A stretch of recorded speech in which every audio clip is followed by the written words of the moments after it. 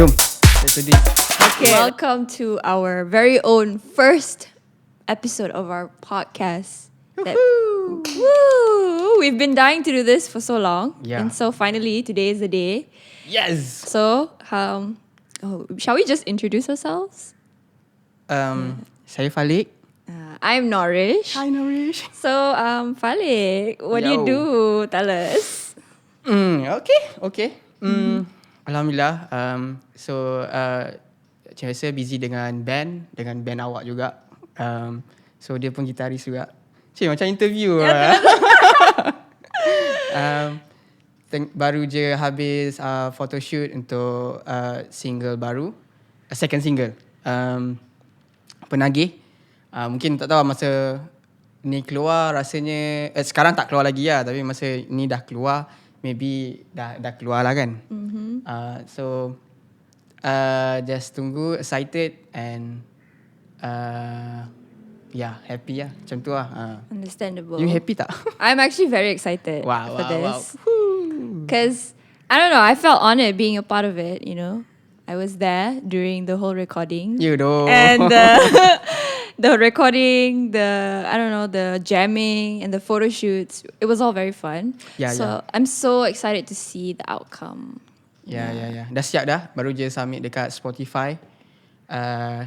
Tapi I tak tunjuk Norish lagi lah. So I nak surprise kat bandmate I sendiri. Yeah, I was really so sad about that. He said, I'm not going to show you the cover art and stuff because he wanted to give it as a surprise. But I was like, I want to be a part of it. Hashtag FOMO. Hashtag FOMO. Dia cakap FOMO macam tak ada. Sebab apa je yang tinggal lah. So I rasa you tengok kat IG je lah nanti. Yeah, but I want to be a part of the circle. I want to be a part of it. You are. I know. You kat situ apa, so you nampak. Anyways. So how do you feel now that you have the preparation? How many percentage would you say you're done? For the album? Yeah. Dah siap dah semua kan. Semua nak release satu-satu je lah. So InsyaAllah bulan 2 settle lah, semua keluar lah kan. Friday. Yes. So okay, let's talk about how it began. Let's start back from the time where you first started writing this album. So tell us. Oh, best gak borak benda ni. Jap, sebelum kita borak pasal ni, kita borak pasal you kejap lah. Sebab me? Mungkin diorang nak tahu pasal you kan. Mungkin. Tapi just I nak kenalkan dia juga kan. So podcast ni memang kita orang macam benda yang kami happy nak buat sama. So kita orang suka borak-borak benda-benda yang kita lalu hari-hari kan. Macam tu lah kan. The idea of that kan. Okay, lepas tu I kenal dia 2 tahun lebih 2 tahun lepas Ada 2 tahun. We met in December, 1st of December 2021. Oh, sekarang dah 2023. So setahun. 1 year. Dia and then dia intern dengan I, and then finally jadi gitaris I. So borak sikit pasal you. Apa you buat? The first time I came here, I met him during my interview to become an intern here. So at that time, I was really I heard about him. I heard about all the works that he's done before this. So I was actually really excited to meet him. But then my first impression of you Ada apa. You jangan gelak. you look like that. You know I'm cool, I make music, mysterious really? Kind of guy. You had that kind of impression. So I was like, okay, never mind. Maybe he wants to keep his his persona. So yeah, that was the first impression of him. So what I do, I did get to become an intern. So that's how I started to get to see how he's working, how he's personally. So that was really fun. So and then from then, when I started interning, that's when he asked, do you want to become a guitarist? Yeah. So I was like, at first I was really I was kind of doubting myself because I literally come from nowhere. I've never played in bands before. So to become a guitarist for a band that is very experienced, 10 years plus, right, for your previous band. So I was really scared, but he insisted on having me in the band. So I was like really excited. Masa first time I jumpa you kan, macam I cakap, you cakap my persona kan. Bukan sebab masa tu I masa macam malas betul lah nak supervise kan, intern kan. So I macam whatever kan. So I masa tu I tengah mood dalam writing. So I bukannya macam poyo lah kan, tapi macam I cuba dalam fasa untuk menulis tu. So I bila you nampak you, I macam okay nak kena tukar mood sikit lah, nak kena ajar apa semua. So yalah, Iwan intern dekat YR United Records. So dia suruh dia untuk jaga Norish ni. Awal-awal tu just I masa tu ngam-ngam juga, I tengah writing. So dia duduk je dalam studio and then I buat, and then the whole album, bukan the whole lah, I mean second half. I rasa second half. And then dia jumpa. So secara tak sengaja, orang yang menjadi saksi album ni adalah Norish berbanding bandmate I yang lain juga. Maksudnya I spend time dengan Norish lagi banyak kot, I rasa. I mean dalam tu ada KH apa semua kan. Tapi I've seen most than others. So I really saw him during his writing process where he was like really into it. So every morning when I come into the office, I would go straight into the studio and see, what is he doing today? What is he up to today? And then I would see sometimes he'll be like writing in his journal all the lyrics, and then he'll be on his synths and stuff. So I was really intrigued by that because I've never seen like someone really in the zone writing that. So yeah, I'm complimenting you a lot today. Just saying. Thank you. You should feel flattered. This doesn't come every day, okay? Okay untuk content. Untuk content kan. Actually Norish, berbalik pada soalan you tadi, album ni journey yang sangat yang I tak pernah rasa. Memang feeling dia berbeza. Masa bila I start ni, memang drive I memang nak buat album, tak ada benda lain. Sebab I frust dengan album yang sebelum tu yang gagal, yang tak dapat dikeluarkan. Sepatutnya Pastelite dah ada masa tu dah 8 lagu dah siap. Bukan siap lah, kira macam dalam 70% macam tu. Tapi bila band tu break up, I terus like frust gila. Tapi at the same time juga I pujuk diri I untuk like, okay, that's it, then move on pada benda baru Faliq. So kau buat je apa yang kau buat, dan I buat. Tapi dalam masa sama juga, I walaupun dalam present time, tapi I still macam patah balik, teringat-ingat macam benda-benda lama kan. So this still macam pegang I juga. Tapi at the same time I still move forward untuk buat album tu. That's really cool. So the first half album tu I record sendiri, everything dia tak ada involve siapa-siapa pun. I berada dalam studio seorang-seorang. Masa tu time PKP, 2 minggu. Masa tu yang bukan genjatan senjata, yang tak boleh lebih 10 km. Social distancing. Tak lebih darurat. Macam tu lah, tak boleh lebih 10 km tu. So I isolate myself dekat dalam studio. Then I dapat dalam banyak lagu time tu, tapi dalam fasa tu dapat 3 lagu. Daripada banyak lagu juga I buat. And that song, one of those songs became the single, right? Single Penagih. So dia punya feeling dia lain, and every time I dengar lagu tu, memang I ingat exactly the moment. And then second half of it, I dengan you. So dia nampaklah, dia menyaksikanlah progress saya tu daripada album tu nak jadi Faliq sahaja sampai dia evolve kepada ramai gila orang involved. At first I thought it was just gonna be his solo.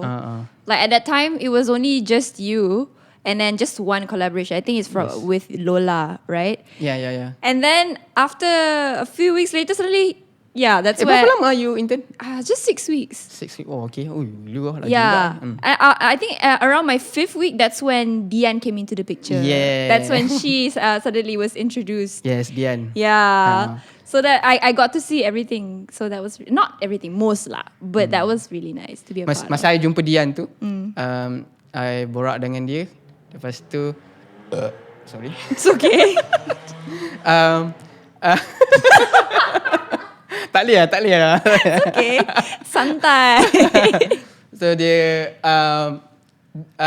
bila I jumpa Dian, I terus keluar lagu baru. You ada. I was there. You wrote the song before there was Dian. Yes. I tulis lagu tu sebelum wujudnya Dian. Lepas tu I terus fikir macam, someone kena nyanyi lagu ni lah kan. And of course time tu I kena palau dengan scene. Don. Padahal I punya rasa je kan. Padahal scene okay je. Tapi I tak berani lah nak cari talent-talent yang dah established. Tapi I terus macam cari Dian, which is yang I happy gila jumpa dia. Dia sangat berbakat. Lepas tu I record dia. You tak jumpa dia kan lagi? No, kan? I didn't meet her until our first jamming. Yes. Lepas tu I record je, and then dah jadi berapa lama ambil masa untuk album ni? I think you started. Well, what do you mean? The second half or the first half? Daripada I think the second half. I was here around February. I remember it was Valentine's Day. Masa tu dah habis PKP starting to slowly kan, transition to the normal period. So that's so, when 2 tahun kan? It was 2 years. Since 2021, right? You worked on this, and 2023 you're finally releasing it. 2 tahun. Tapi yang tak best ni, I non-stop writing and record. Kalau 2 tahun I buat FLQ, actually saya buat Pastelite tu dia dah setahun setengah dah.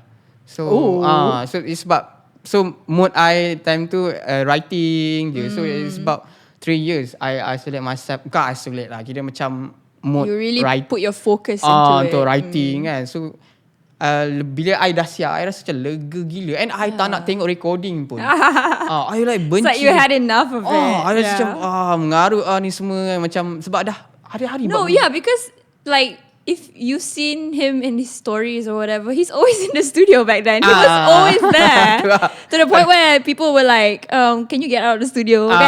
Betul tu lah. I rasa macam even KH pun risau tentang I masa time tu. Dia macam apa kau ni, kau kena keluar kan, start jumpa people.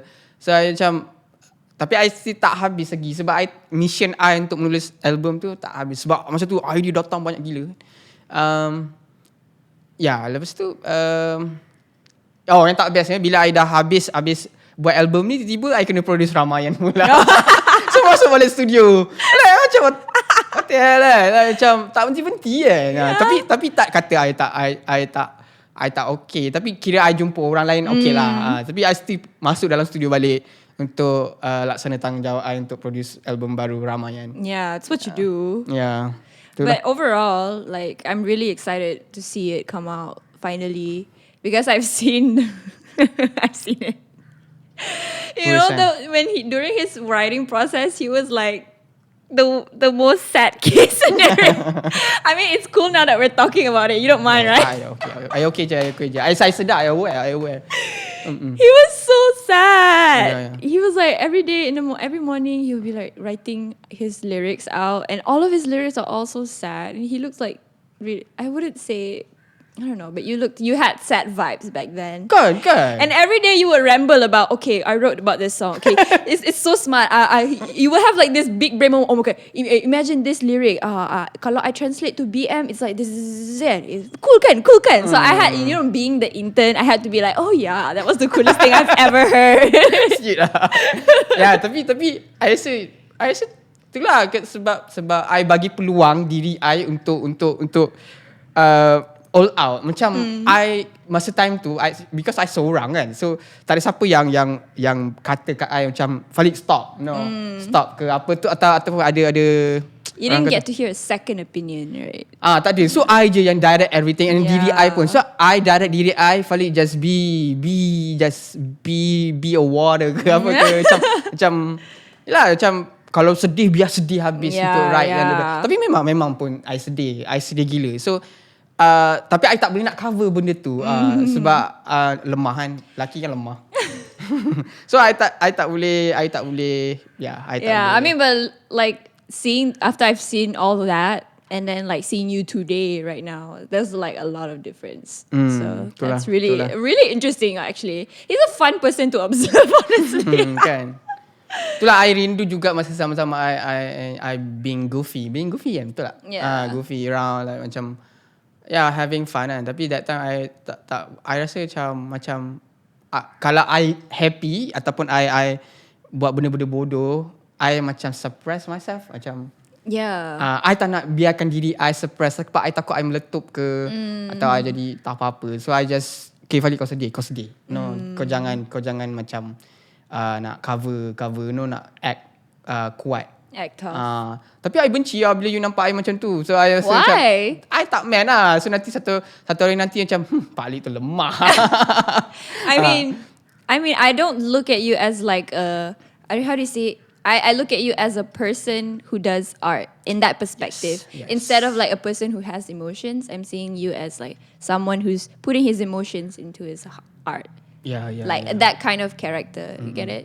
Nothing personal. It's kalau walaupun ni personal pun kan, I rasa it's good perspective kalau you nampak macam tu kan. Sebab tapi when it comes to macam you being realistic, you rasa macam dia ni lemah dia pernah lemah kan.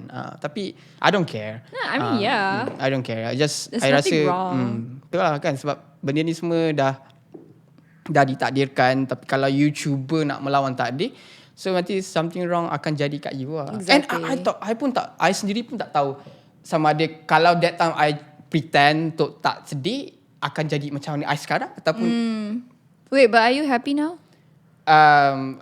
Well, happy kan is a state of mind kan. Tapi I rasa sekarang ni I fulfill lah. Banyak benda I fulfill. Yelah bila bila life you work you bekerjasama dengan anxiety you. So you sometimes you tak tahu sama ada you happy ke ataupun you macam act happy. Itu one-on-one anxiety lah kan. I don't say that macam you tak boleh faham benda tu, tapi I rasa I aware benda tu. Bila I happy macam I dengan hari ni, I dengan you, kita buat benda ni kan, I rasa macam aku kena buat lah. At least aku kena buat something supaya aku rasa aku okay kan. Either dia akan memberi you happy ke tak, itu I tak kisah, tu belakang cerita. So macam tu lah. That sounds super inspiring. I guess. Tak sangat kan. I guess. Itulah. But yeah, let's talk about our first jamming session. That was we did it at one night here in the studio. That was the first time I met Abang Adil. And then the first time I met Dian, and I met one before, so that was my first time. I was so scared. Do you know? The day before we jammed, I was so scared to come because like knowing that I would have to show my skills to all of these experienced musicians. So I was really scared, like to the point where he gave me the guitar track, and he was like, "Okay, you should follow this one." And I was so scared that I would mess it up that I kept asking me, "Oh, Faliq, what are the chords for this one?" The night before, I remember FaceTiming you. I was asking like, "Oh, how do you do the fingering for this one?" Because I was so scared I would mess up. And then the next night when I met everyone. Oh wait, at first that wasn't Abang Adil. It was I forgot what's his name. I forgot. Afiq eh? Yes. Afiq. Afiq. Yeah. So when I came over, I got to see all these talented people. And then when I came, there was Keha and Haris. They were like, "Chill, Norish. You just do your best." So that really like eased me to actually like do well there. But I would have to say lah, the first jamming I was barai pun. It's okay. I rasa everyone kena bagi peluang. Dia buat apa I terfikir nak ambil you ke apa kan. Masa you intern kat sini, I rasa macam should I have gitaris. So I banyak gitaris sebenarnya. I banyak gila gitaris. So I rasa macam kau rasa kalau aku suruh Norish main gitar untuk aku okay lah? Sebab dia macam dia punya style lah macam aku cakap cuba lah kan, tapi dia punya background dia classical. Tapi I tak cakap pun KH pun tak tahu apa benda classical tu kan. Dia macam KH ni masalah dia macam apa yang aku cakap, dia tahu, dia macam konon-konon tahu je, dia konon-konon tahu je. Padahal dia tak tahu, tapi bagus lah dia macam buat tahu sebab dia nak rasa dia rasa dia tahu lah, macam tu aku kan. Tapi along the way dia tahu lah, nak cakap apa, dia belajar lah apa benda apa aku mengarut ni. So I tak expect banyak, tapi I tahu kena bagi peluang juga kan. So masa first jamming tu I bagi you itu yang I rasa you deserve this. I don't know, I tak rasa benda ni reward ke apa lah, tapi I rasa ini adalah sesuatu bukan exposure lah, macam nak cakap, macam peluang untuk you untuk rasa something, sesuatu lah dalam I took it as an opportunity. Opportunity, yes. Peluang untuk dia kembangkan sayap dia ataupun pergi ke satu tempat lagi. Sebab dia pun belajar music background, so dia UiTM, so dia patut kena involve dalam industri lah kan. So I tak expect tinggi pun, tapi yang buat I nak terus ambil you, sebab kalau first jamming tu you fail, kalau you tak datang ke apa ke, memang confirm I takkan ambil balik, tak call balik kan. I tak kisahlah you cantik ke tak cantik ke kan. Tapi I look at that way, so I nampak semangat you. Actually I dah stalk you lama lah kan. Subconsciously I pernah stalk you kan. So I rasa you banyak gila kriteria yang buat I tak senang jatuh cinta pada potential, tapi benda ni macam jatuh cinta pada potential kan. Tapi I nampak potensi tu lah kan. Sebab nak jadi band ni bukan senang. Semua orang boleh buat band, semua orang boleh make art ke apa, tapi dia ada specific background untuk dia buat sesuatu tu jadi gitaris ke, jadi penulis ke, jadi producer ke, ataupun jadi engineer ke kan. So you ada tu. So yang paling penting sekali, you ada keberanian walaupun you barai. So dia ingat I zaman I first lah. Masa I first buat masuk dalam industri ni, I barai gila. I tak tahu apa I buat, tapi I rasa benda ni sedap. Plus I rasa macam kita ada perform kan. I borak dengan contoh I borak dengan ex I masa time tu.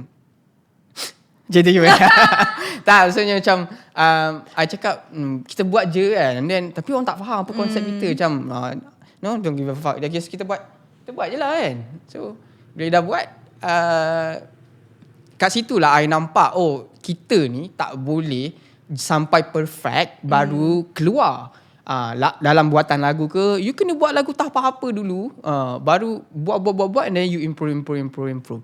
Tapi ada setengah orang dia tak boleh, dia nak benda tu perfect, you kena main gitar tu power, and then baru aku dah bersedia jadi gitaris. Masa tu umur you dah 40, siapa nak ambil you sebab dulu kan. So you kena expose diri you kat orang lah, and then I nampak benda tu kat you lah. So until now I still impressed dengan you punya move you kan, sebab you dedikasi you ada. I tak tahu you mana you dapat benda tu. I tak tahu apa you punya agenda dalam life you. I tak pernah tanya tu. Mungkin I tanya apa cita-cita you lah kan. And I just assume by base apa yang you ambil course lah, music. Since you nak buat music ni kan. So I just bagi je lah apa yang you nak. I exposekan you, okay ni industri kan. Industri how benda ni works. Macam ni dia, ni laluan dia. Taklah hebat mana pun, tapi you kena start somewhere jugalah kan. Yeah, I was really grateful because like I would say that you are the first person who actually believed in me to trust me enough to like serius, you tak ada ke? Be a part of, no, seriously. Masa-masa yang sebelum-belum tu tak ada siapa pun tanya you ke apa ke? I mean beside UiTM-nya student lah, ni yang outside-nya. I mean, I don't think so. Ada lah, I had like, no, not really. Not to the point where they would take the time to like polish me like how you did. Like you actually asked me to come here every week and you would teach me. Because, okay, it's not that I cannot play guitar, but I've my background is classical guitar. I've been playing classical guitar, so we had to have notes, sheet music. We need sheet music, and we need protocols. We need to play in a certain way. We need to footstool and play like that. So to be able to have to break through all of that with the electric guitar, I was so not used to it, because you have to have attitude. You have to have good tone and stuff like that. So he has helped me a lot in that way. So I was really, really grateful for that. Actually proses dia sama je. Kalau I dengan bandmate lain pun I buat benda sama. I mean siapa yang bekerja dengan I kan, I rasa semua band buat benda tu. I rasa I don't think dia ada so. tak tahulah, moment I say all the mempolishkan diri ni apa semua ada. Even I dengan Wan pun I ada session dengan dia, tapi dia kena buang ego sikit lah. Macam kalau I dengan Wan, walaupun kami membesar dalam band sama, tapi I still refer kat dia ataupun I bermanja dengan dia. Like macam, Wan, can you ajar me how to harmony vocal ke apa. So kami ada satu session yang dia ajar, okay kau kena ni, I ikut lah, I follow dia semua. And then that process kena ada. So beside I ajar you juga, and I nak, so kita boleh kenal. So I boleh kenal you macam mana, sama ada you jenis yang we got to bond over the time. So dia kena ada lah. I tak cakap semua orang kena ada chemistry baru nak buat band. I tak percaya benda tu. Sebab I dengan previous band I pun, you tahu tak, I tak tahu nama dia sampailah I perform dekat festival kat Singapore tu, and then I baru tahu nama panjang dia apa. Before that I don't give a shit. I just tanya, jom kita jamming, buat lagu that time. So bila I jumpa dia, bila I tahu nama dia macam, so sama jugalah bonding tu. Tapi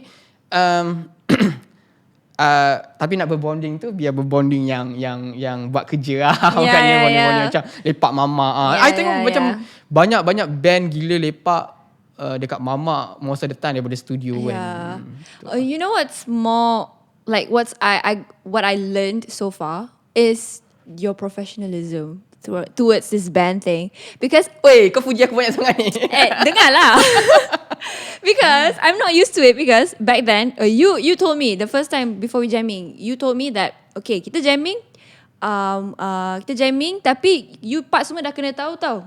Baru you terus kita bukan bila dah datang jamming you baru nak cari chord semua tu. It's not a culture that we practice in UiTM. So I was like really, really intrigued by that, because I didn't like that's when I know, this is serious. That people they're not joking about this. It's not a playing matter. So that's why I really had to try hard to like prove myself. You get me? So yeah, that was like really, really scary but exciting at the same time. I get to learn about the professionalism of how you practice and jam in the band. So faham. Banyak lagi yang fun, yang pasal kita kena lah kan. Kalau kita tak practice, macam mana kita nak break through apa-apa kita buat kan. So and we had that jamming every week for like how many months? We jammed for so long, like every single month. Aku terfikir apa yang dia ada satu fans I cakap apa? Bestnya jamming. Siap lah. Yeah, because at one point every Monday night we would come here every night to jam for like consecutive. Sorry, bunyi. Tak dengar. Yeah. Anyway, so we came here every night to jam for like I think few months kan. A couple of months. That's what we did. We only came, we jam. Ya, seminggu sampai 3 kali practice and then bawa practice dengan band kan. So that was like really like macam nampak lah we were actually working on towards something. Walaupun tak ada show Yeah, we didn't have any shows. Sebab I nak lock. Everyone sama ada this line up boleh deliver tak I punya piece kan.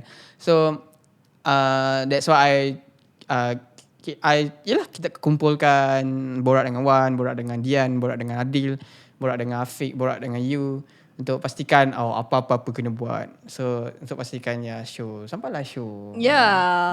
Our first show, that was also one of the most exciting experience in my whole entire life. Shall we talk about that?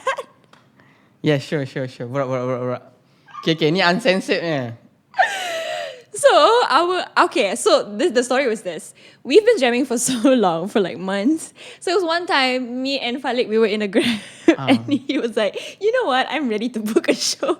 Let's try to make a secret show. I dapat idea tu masa dia dalam Grab kan. Yeah, we were in a Grab, and I was like, you know what?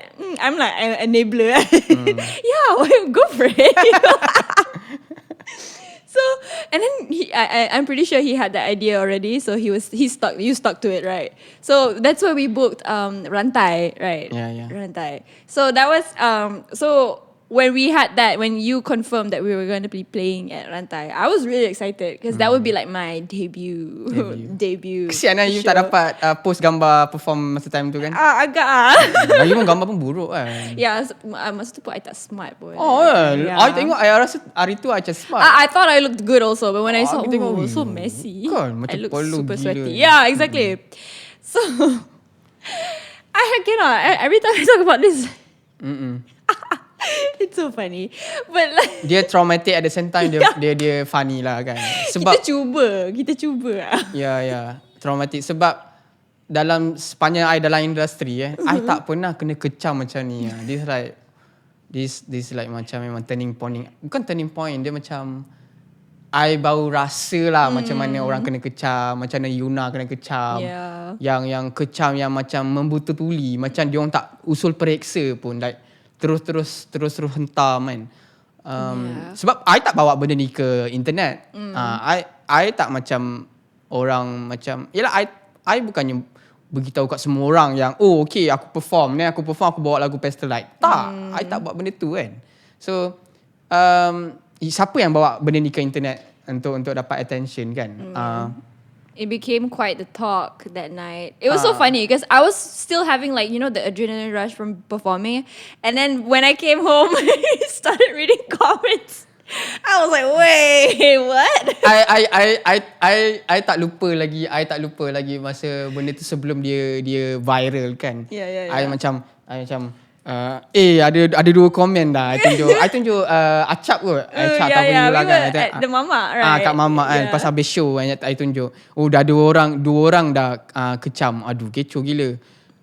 Tapi so dua orang kecaman tu I macam tak heran lah. Macam alah biasalah kan. Orang tak puas hati kan. Sebab yelah band dah break up kan. Mesti ada cerita kan.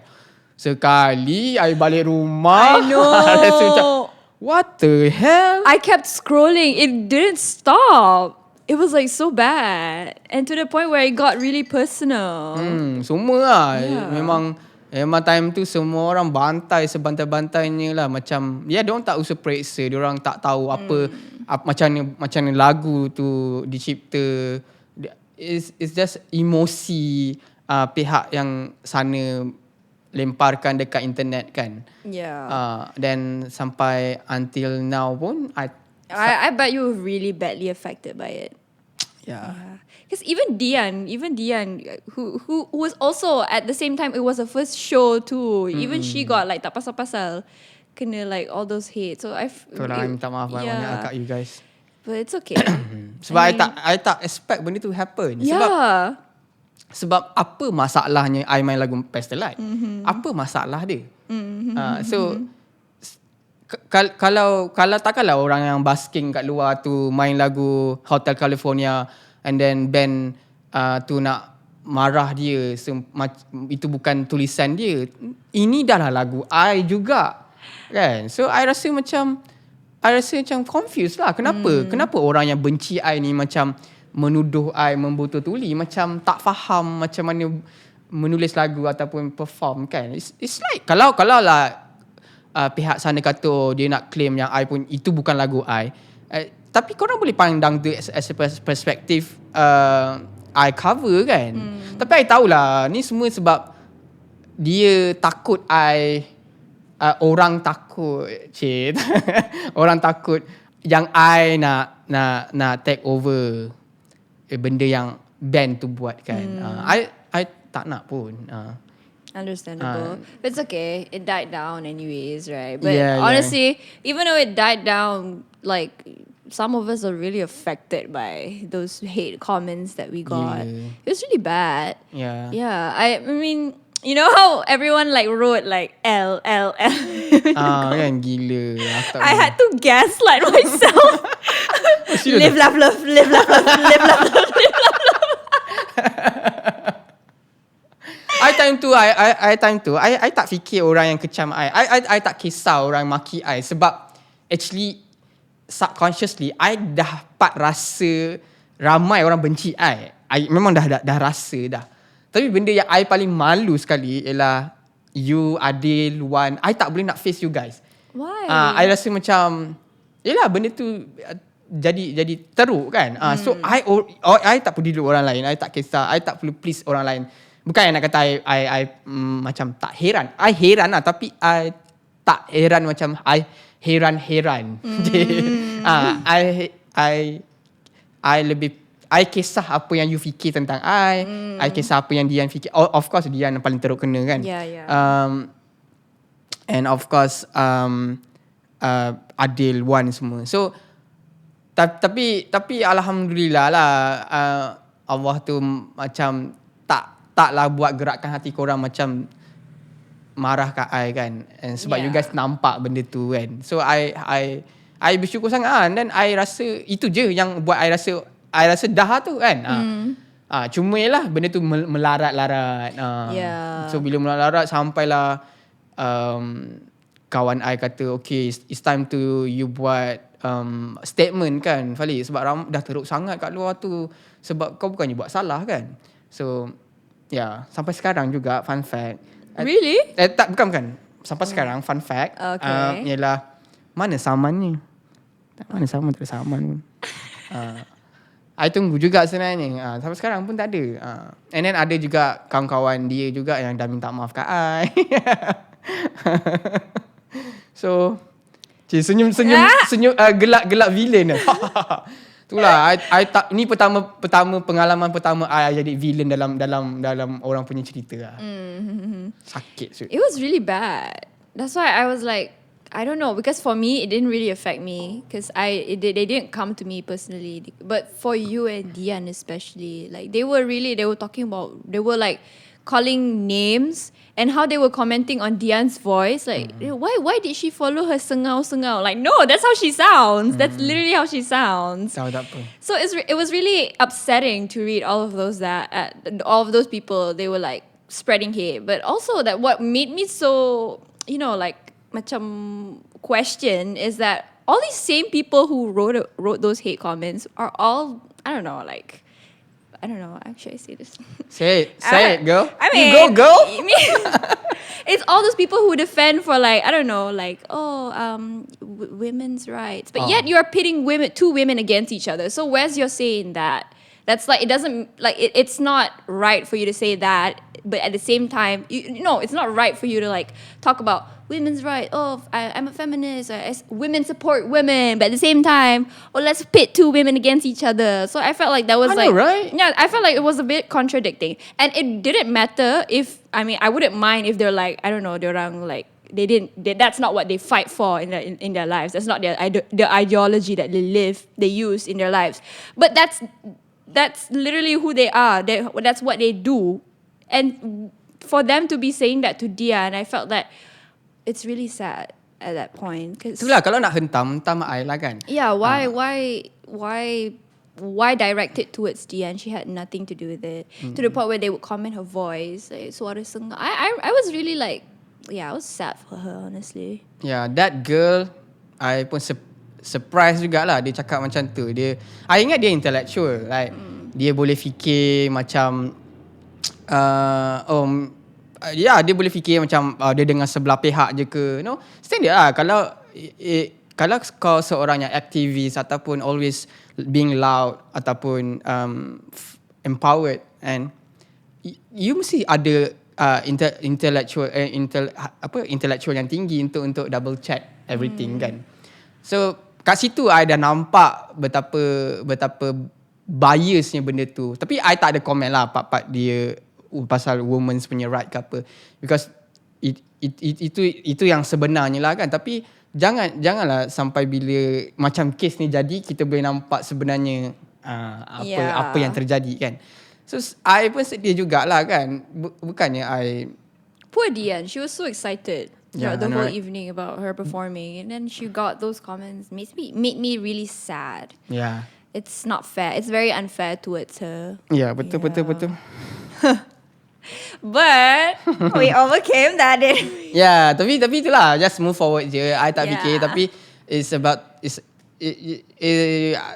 I takkan menang dalam argument. So apa kita buat, kita tunjukkan apa je yang kita ada. Faham tak? Kalau you rasa you tak salah, you buat je lah kan.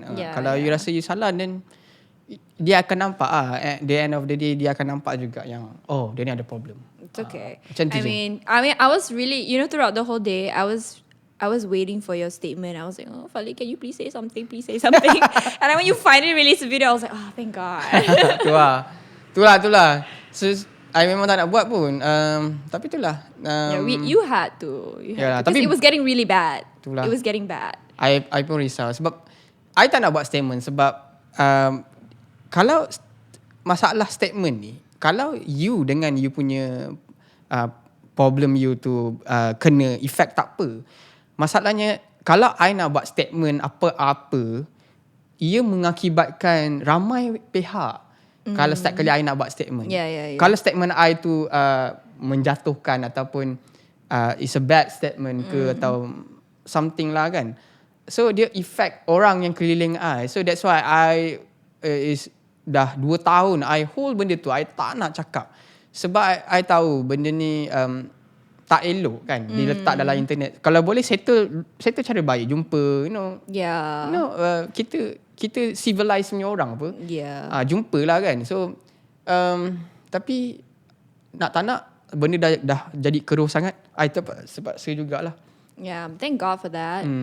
I mean, thank God it finally died down, so we can all move forward, like to finally release your song. So that's like, I think that's like the bittersweet moment. We had to go through that to have this. You get me? Yeah, faham.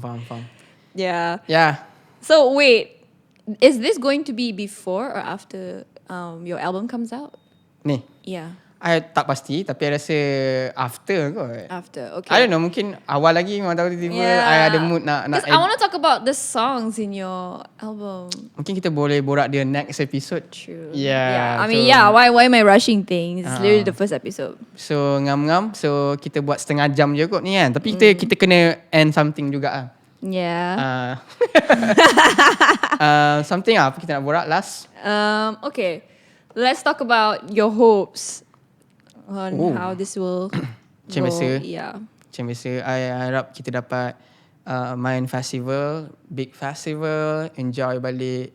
Mungkin rezeki kita boleh sampai ke LA, ke Jepun. Kita tak tahu rezeki kita macam mana. So itu harapan I sangat tinggi. Cuma kali ni I lebih chill. I tak nak macam burn myself, burn out. So I paling penat sekali. Sebab hidup you bekerja dengan anxiety, dia sangat-sangat tak best. So kali ni I nak chill. Apa nak jadilah. Tak jadi. Macam rezeki tu ada dia lah. Tak ada lah kan. So and harapan terakhir, harap you happy juga, Norish. Of course. I'm actually very happy to be a part of the journey. Yeah, kan. I rasa I harap you belajarlah something yang you boleh you apply.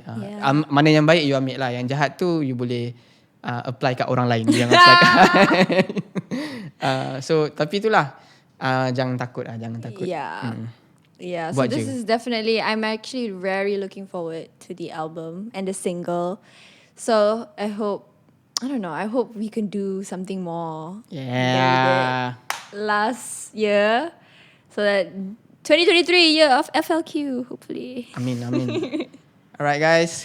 So that concludes our first episode for today. I can't believe we did this finally.